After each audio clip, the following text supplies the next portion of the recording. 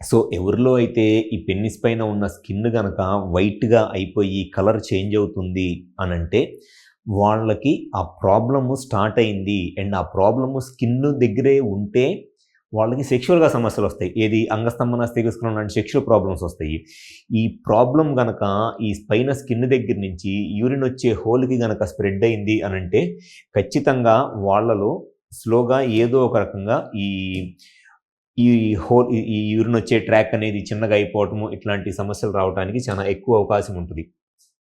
So, సెక్షువల్‌గానే కాకుండా ఈ urine వచ్చే ట్రాక్ గనక ఒకసారి ఇన్ఫెక్షన్ వచ్చి నారో అయిపోయింది అనంటే, దానికి చాలా పెద్ద సర్జరీ చేయాల్సొచ్చిద్ది.